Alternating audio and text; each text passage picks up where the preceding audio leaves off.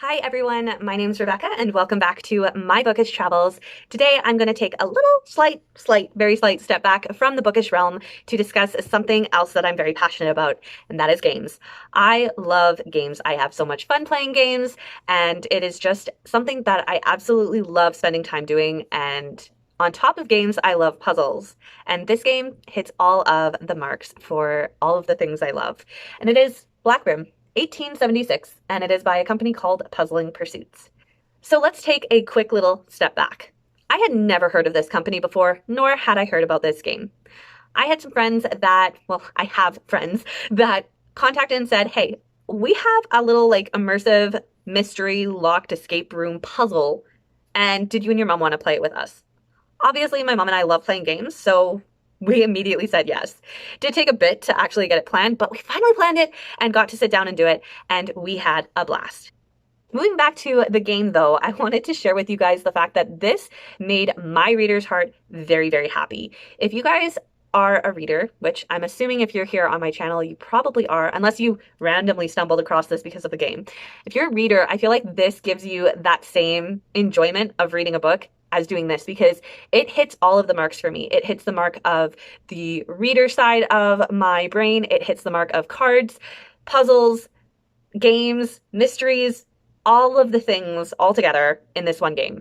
I had so much fun playing this, and I didn't realize, but there's actually 2 more parts to Black Rim, and there's actually a whole different series that they have started, which is dealing with the Chicago Mafia in the 1920s, I believe.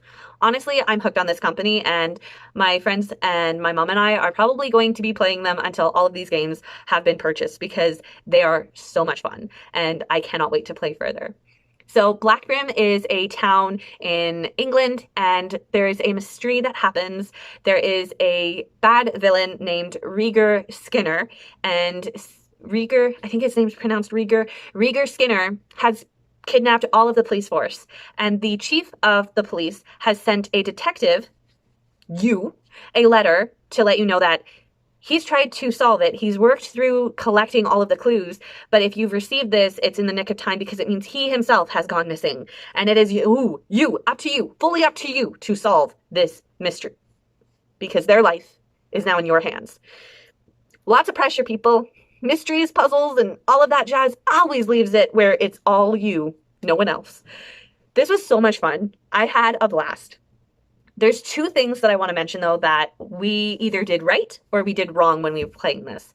So the thing we did wrong as a group was that at the start, we procrastinated using, as I said, the internet or the website for assistance. We were like dead set, no, we can do this on our own. That was a mistake, because there are clues that are provided on the website that are not provided in the game, that you actually need to go there for. And it actually will assist you in proceeding through the stages to get that solved, to move on to the next thing. So we probably could have cut our time in half if the first half of it, all of us were not stubborn in the fact that we thought we were smarter than this game, and that was not the case. One thing that we did right was that we did hit a point where we realized that we would go through all of the clues, but we were still not sure of the answer. Because once we were all dead set being like, this is the answer, and then I, as the person with my phone looking at the clues, would look at the solution and see that it's not, would have to switch modes. So all of a sudden, because I now know the answer, and because we still wanted to have the ability to solve, I would remove myself from the game and say, I'm going into an administration role right now. I'm not actively playing. I'm going to just administrate towards the solution, because that is not the answer.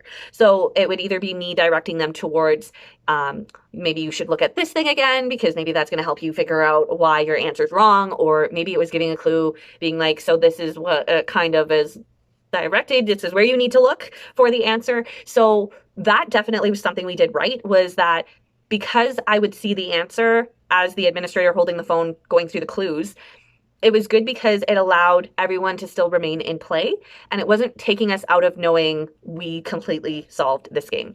There's only one part of this story where all of us literally we could not proceed. We were so confused, and I actually feel like I need to sit down and work through it myself so that it makes sense, because I went through the clues and all of us were getting so confused that we literally just went through the clues and then went to the solution, because all of us were like, I can't.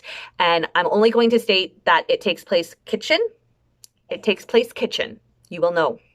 If anybody has played this, you might know what I'm talking about. If you did that without actually like going straight to solution, kudos. We could not in that moment. But this is probably the funnest immersive puzzle that I have played in a very long time. As I mentioned before, my friends have actually ordered in the second one, and we're going to continue playing through because it was so good. And I honestly didn't see the direction that they were going in. I was so in the moment in playing this game, that when we got to the end of it, I didn't know where to go from there. It was extremely well done, and I cannot wait to continue playing these. And Puzzling Pursuits has now won my heart. I want all of their games, and my friends and my mom and I are probably going to slowly work through playing them over the course of the next few months. It was so good, and I highly recommend. If you guys are like me and you've never heard of this game before now, if you guys like games, or if you're a reader and like me, you enjoy solving puzzles and kind of trying to find out who did it before you get to the end of the mystery, you're going to love, love, love this game. So because I also want you guys to kind of see what this looks like, everything's contained in like a sealed envelope. So I'm going to just kind of open this and show you what it kind of looks like inside without actually spoiling anything, because I don't want to do that to you guys, but I also want you to see how cool and well thought out this game is. All right, so this is the cover of the game. I really love how like creepy and spooky they make this cover. Also, I can't really like say something because I don't want to like spoil anything, but like I feel like this cover is very like prominent to a location in the story. But anyway, this is the cover for Black Brim 1876, and when you open it, there's 3 key things without actually opening individual letters. So the first thing you get obviously is this Welcome to Black Brim 1876. This is printed on very shiny paper, so I'm going to try not to blind you while you look at it. So obviously Black Brim is the town, so all of the pictures I find are very much to make you seem to feel like this is Black Brim. This is what it looks like. This is also the letter that gives you like the instructions and whatnot. And the big thing is it does tell you that you should have access to the internet. And I highly recommend that you do. If you don't, it's going to make it more complicated because I think you really do need access to those clues that are directly on the website. So moving this to the side, the next thing that you come to is part 1, and to open when you're ready. So you kind of have to get yourself all in gear to begin. And it opens in the back, and it opens kind of like a briefcase style. I love it. I'm not going to open that because I don't want to kind of take away all of the joy of the inside, but this is part 1. And once you finish all the stages of part 1, it'll then proceed to instruct you to open part 2, which as you can see here, it says part 2, open when instructed. This one is thicker. This one is much thicker than the other. Again, same kind of opening as before, but you can kind of see this is how thick part 2 is. And then part 1 is a little much thinner. If you can, I don't know. There you go. You can kind of see it's much thinner than part 2. But in total, this makes up the whole game of Black Brim 1876. What's really cool about this game is it allows you the ability to come back to play. So you don't have to complete all of it at the same time and at the same stage. You could maybe have this take place over the course of a few weeks to complete. But this is by far the coolest game that I have played. I highly recommend if you guys have the opportunity to get a copy of this and to play it. It is well worth it. The back of it, again, just gives you kind of the information of the game, and it also gives you some about us. This is really amazing. I think that the company that produced it put a lot of time and effort into creating it, and on top of it, they just really seem to like having something that makes you have to think about what you're doing, but also providing a wide variety of puzzles. So every single one is different to the last one you played. I do want to mention, it says here that it's players 1 to 6 plus. So like you could have as many players as you want, or you could play this all on your own. I actually played this in a group of 4 people, and I think that if you play it with a larger number of people, it makes it really, really fun because everybody's brain works slightly different. So it's actually going to help you solve the puzzles probably a little bit easier because everybody's brain is going to process it in different times. But all in all, if you guys have not heard of this and you are gamers or you are readers, definitely check this out. It is so much fun. So I hope that you guys enjoyed this video and just hearing a bit more about this game that you may potentially go and play yourself. And if you've played it before, you've heard about it before, or you've never heard about it and you end up getting it, please let me know in the comment section down below. I would love to chat more with you guys there. Please try to not spoil this game.